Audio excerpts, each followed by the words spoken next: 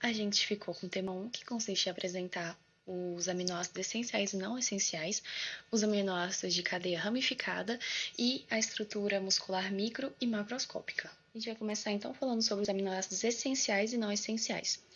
Os aminoácidos são como se fossem bloquinhos que constituem as proteínas, ou seja, são unidades fundamentais que compõem as proteínas, essenciais para a estrutura e funcionamento do corpo humano. Elas são importantes porque elas auxiliam na formação de tecidos, na regulação de processos metabólicos e na produção de enzimas e hormônios.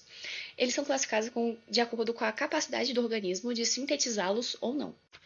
Os aminoácidos essenciais. Eles são essenciais porque a gente não consegue sintetizar eles no nosso corpo, ou seja, tem que ser obtidos pela dieta.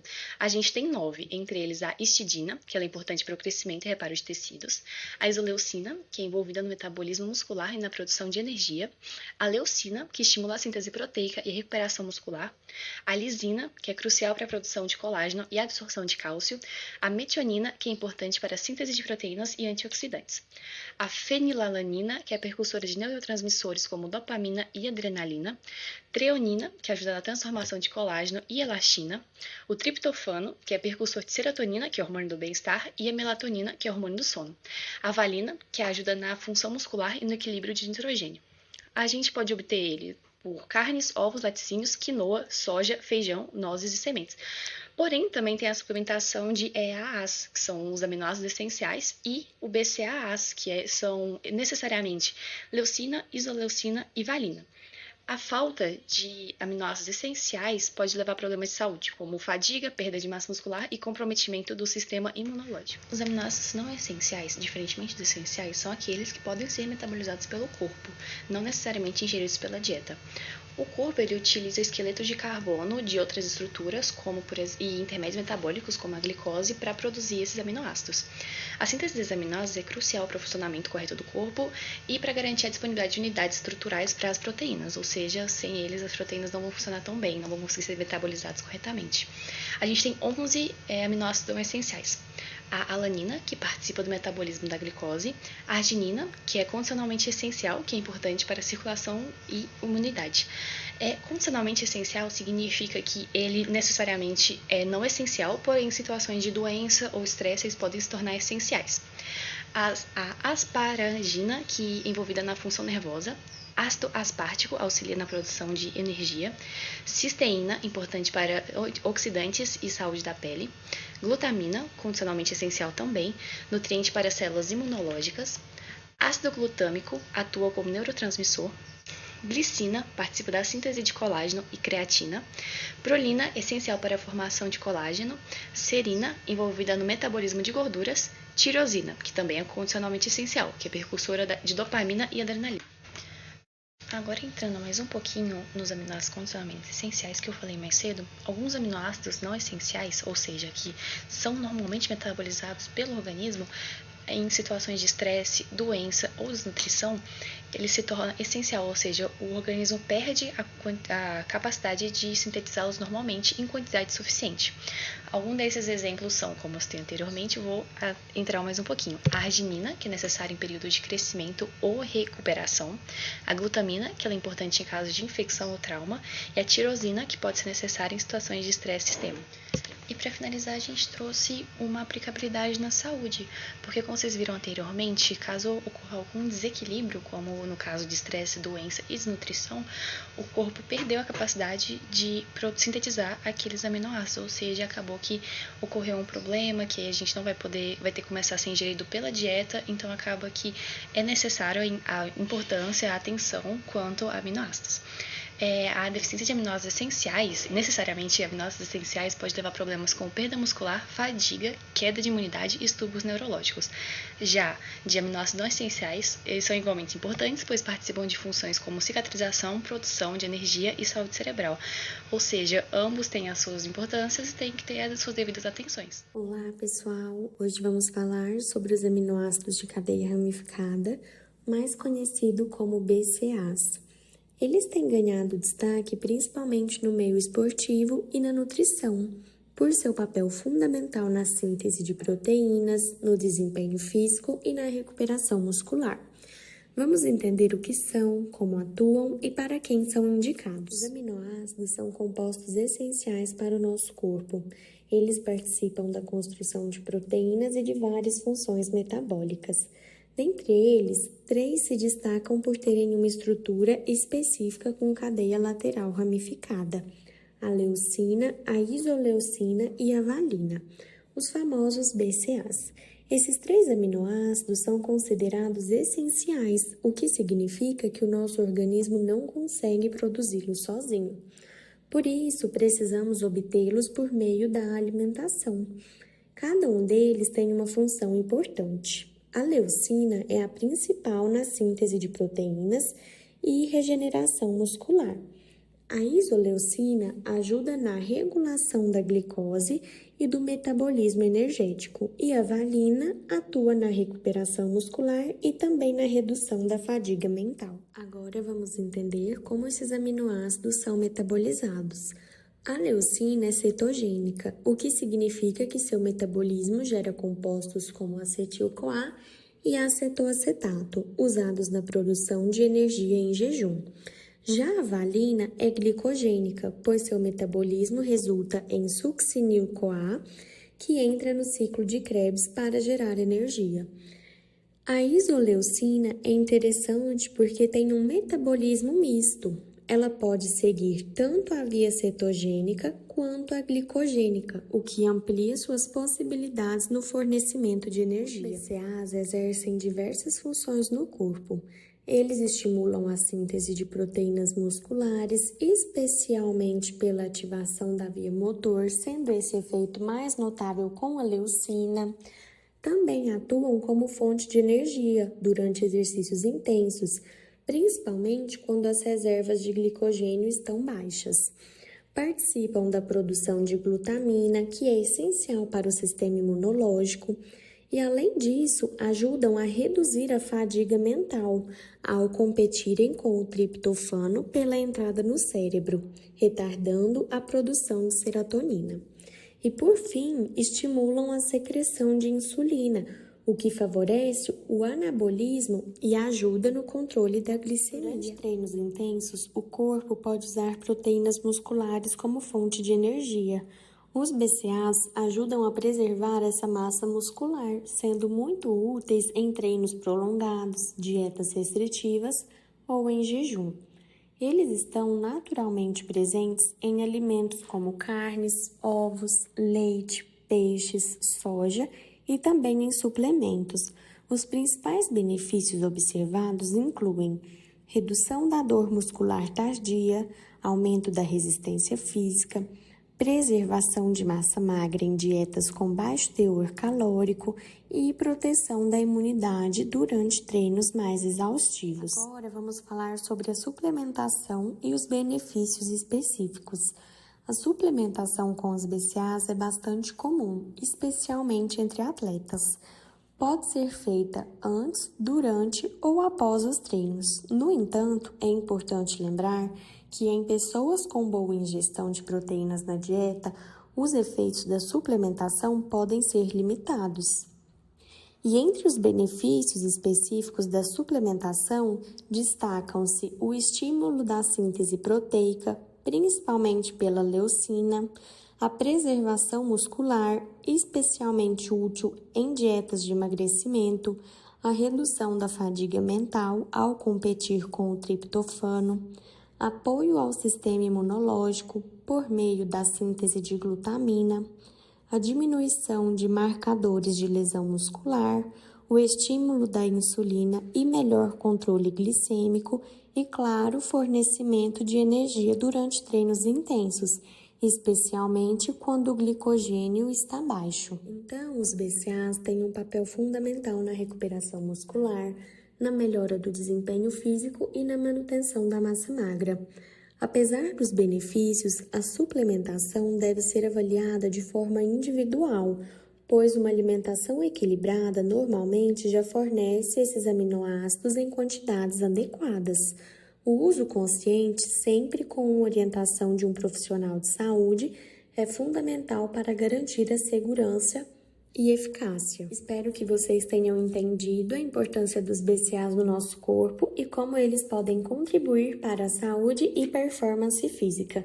Muito obrigada pela atenção e até a próxima! Agora, falando um pouco sobre a estrutura microscópica e macroscópica muscular, podemos falar que os tecidos musculares, eles são responsáveis pelos movimentos corporais, são constituídos por células alongadas denominadas fibras musculares. De acordo com as características morfológicas e funcionais, nós podemos distinguir nos mamíferos 3 tipos de tecido muscular: músculo liso, músculo estriado esquelético e o músculo estriado cardíaco. Falando um pouco mais detalhadamente sobre esses tipos de músculo, o músculo liso ele é formado por células fusiformes sem estriações visíveis. Eles possuem contração lenta e involuntária. Ele está presente na parede dos órgãos internos, como o intestino, vasos sanguíneos e o útero. Já o músculo estriado esquelético ele é formado por células longas, cilíndricas e multinucleadas, com estriações transversais. Eles apresentam contração rápida, vigorosa e voluntária. Está ligado aos ossos e é responsável pelos movimentos conscientes. Já o músculo estriado cardíaco, ele também possui estriações, mas as suas células são ramificadas e se conectam como uma rede. A contração é involuntária, rítmica e intensa, e está presente apenas no coração. Agora, uma observação é que as células musculares elas são tão diferenciadas e têm características tão peculiares que elas recebem nomes especiais. Alguns exemplos são que a membrana é chamada de sarcolema, o citoplasma é chamado de sarcoplasma, o retículo endoplasmático é o retículo sarcoplasmático e as mitocôndrias são chamadas de sarcossomos. Adaptações musculares ao estímulo. O nosso tecido muscular ele se adapta muito bem aos estímulos, como por exemplo exercícios físicos e hormônios. Quando a gente treina, o músculo ele aumenta o número e o tamanho das mitocôndrias. E as mitocôndrias elas são muito importantes, por quê? Porque elas são basicamente responsáveis pela produção de energia. Além disso, quando a gente pratica atividade física, o nosso músculo ele melhora a atividade das enzimas, vai usar melhor o oxigênio e também vai armazenar mais energia. Além disso, ele também vai aumentar a produção de proteínas que promovem a contração, né, que são responsáveis pela contração. Isso aí vai fazer com que o músculo ele fique mais forte e resistente e automaticamente vai melhorar o nosso desempenho.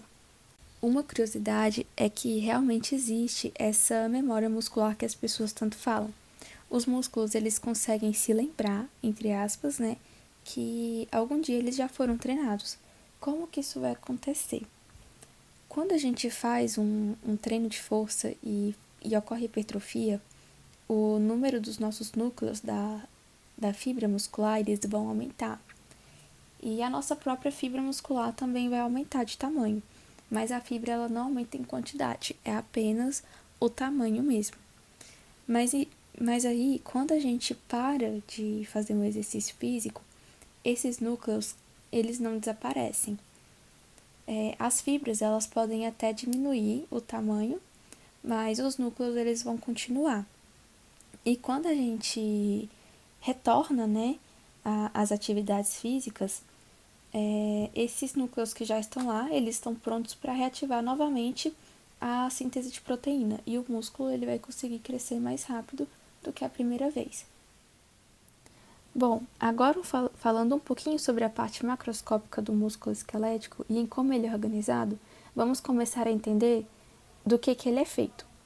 Primeiro, ele é formado principalmente por fibras musculares, que na verdade são células especializadas e são as responsáveis pela contração.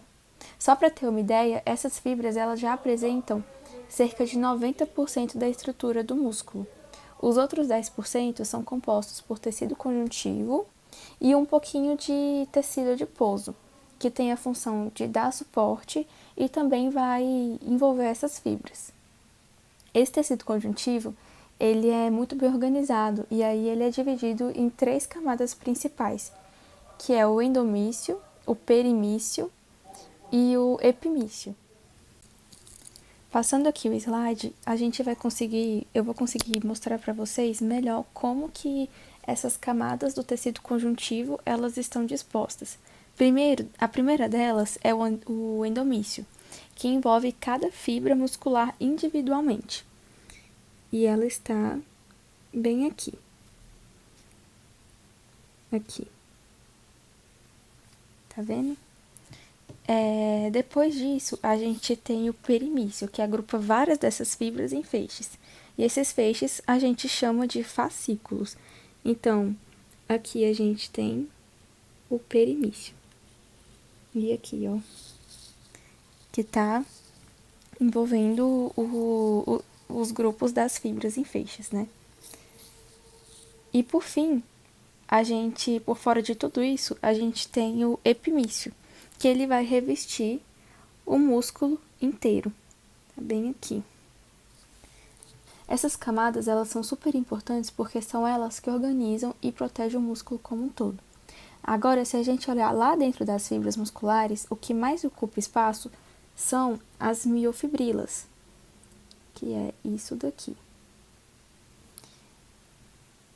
Elas funcionam como se fossem vários fios longos dentro da célula. E esses fios, eles são formados por várias unidades chamadas de sarcômero, que são, na verdade, as unidades que fazem o músculo se contrair. Então, aqui a gente tem o sarcômero, né? E aqui a gente tem uma imagem dele mais aumentada. E é dentro do sarcômero que acontece aquele deslizamento dos filamentos, que é o filamento fino e o grosso, que justamente é o que gera o movimento. Os músculos esqueléticos, eles se conectam aos ossos por meio dos tendões, que são estruturas bem resistentes, feitas de um tecido conjuntivo denso modelado.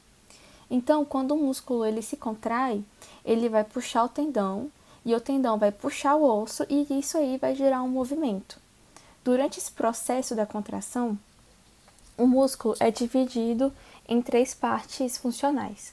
A primeira é a origem, que é a parte mais fixa, e onde o músculo se prende ao osso, e essa parte ela não se move. A segunda é a inserção, que é onde o músculo se prende ao osso, e aí essa parte sim que vai se mover. E por fim, a gente tem o ventre muscular, que é a parte mais volumosa do músculo, que é aquela parte mais gordinha, e é ali que a contração realmente vai acontecer. E para fechar, a gente ainda tem a fáscia, que é um tecido conjuntivo que reveste e separa os músculos entre si.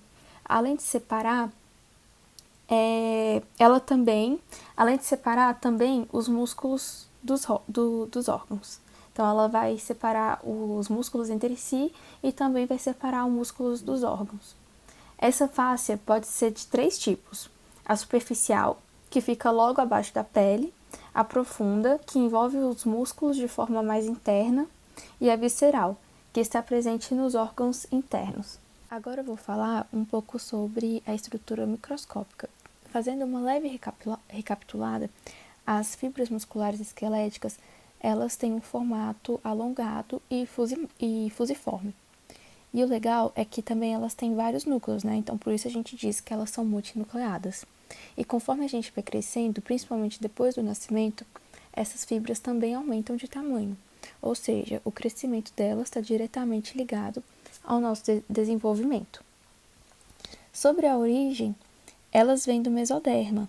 E um detalhe importante é que esse tecido é super ativo quando a gente fala de metabolismo, justamente por conta da sua função de locomoção. Se for olhar com mais detalhe no microscópio, a gente vai conseguir ver que cada fibra muscular é envolvida por uma camada chamada de sarcolema. E o sarcolema é tipo uma membrana que conduz os impulsos elétricos. É aquela famosa onda de despolarização, sabe? Logo abaixo dela, a gente vai ter a membrana basal. E entre essas 2 camadas vão ficar as células satélites. E elas são muito importantes, principalmente quando o músculo precisa de se regenerar. Tipo, depois de um treino pesado ou quando acontece alguma lesão. Dentro da fibra, a gente tem o sarcoplasma, que é onde vão ficar as organelas especializadas. E aqui a gente pode destacar o retículo sarcoplasmático, que tem uma função muito importante. Ele ajuda a espalhar o estímulo da despolarização e também faz o controle do cálcio, que é muito essencial para que o músculo consiga se contrair. Agora, falando de como essas fibras se formam, tudo vai começar lá nas células mesodermais, que vão se transformar em mioblastos, depois em miócitos e, por fim, nas próprias fibras musculares. As células satélites, que ficam mais na periferia da fibra, elas também têm um papel muito importante no crescimento e na regeneração. Como eu falei, né, elas são ativadas quando o músculo recebe algum estímulo mais forte, tipo alguma atividade física ou então alguma lesão. Se a gente for observar essas fibras no microscópio eletrônico, dá para ver um padrão de listras, com faixas claras e escuras. As faixas escuras a gente chama de banda A, que vai ser bem essas partes aqui mais escuras. E as claras vão ser a banda I, que é bem esse mais clarinho aqui. Não ficou muito rente, mas acho que deu para entender. E entre elas, a gente vai ter a linha Z. Opa, ficou um pouco torto. Vou vir aqui, que vai ser bem aqui. O trecho entre duas dessas linhas Z é o que a gente chama de sarcômero, que é a menor unidade funcional da contração do músculo. Dentro do sarcômero, a gente tem basicamente dois tipos de filamentos, que são os grossos, eles são feitos de miosina, e os finos, que são feitos de actina. E nos filamentos finos também, além da actina, tem outras proteínas que ajudam na organização. Nos filamentos finos, além da actina, a gente tem a tropomiosina, a troponina e a tropomodulina. A actina, ela tem duas formas. Ela tem a forma em G, que é a globular, e a forma F, que é a filamentosa. E ela é formada por duas cadeias da G enroladas. A tropomiosina, ela fica enrolada ao redor da actina, como uma proteção. E a troponina, que é dividida em 3 partes, controla a ligação do cálcio e a interação com a miosina. Já a tropomodulina, ela serve para manter o tamanho certinho da actina. Eu vou passar o slide aqui para frente para vocês conseguirem ir visualizando enquanto eu vou falando. E também para vocês irem entendendo as coisas que eu já falei. Mas qualquer coisa é só pausar o vídeo e voltar alguns segundinhos para conseguir ver o slide de novo. Esse slide aqui escrito. Mas voltando. Falando dos filamentos grossos, eles são compostos pela miosina, que tem 2 cadeias pesadas, formando a tal cabeça da miosina, que é a parte que faz o movimento acontecer. Essa cabeça, ela tem sítios de ligação tanto para o ATP quanto para a actina. Para fechar, a gente ainda tem algumas proteínas estruturais super importantes, que é a titina, que dá elasticidade e conecta a miosina às linhas Z. A desmina, que mantém os sarcômeros bem alinhados e firmes. E a nebulina, que ajuda a controlar o comprimento dos filamentos finos e a interação entre a troponina e a tropomiosina. Então, só para dar uma recapitulada, a gente viu que o músculo esquelético ele é formado por fibras musculares bem organizadas, com várias estruturas internas, como os sarcômeros, que são responsáveis pela contração. Também falamos das proteínas principais, da função das células satélites e da importância de todo esse conjunto para gerar movimento. E é isso, gente. Muito obrigada.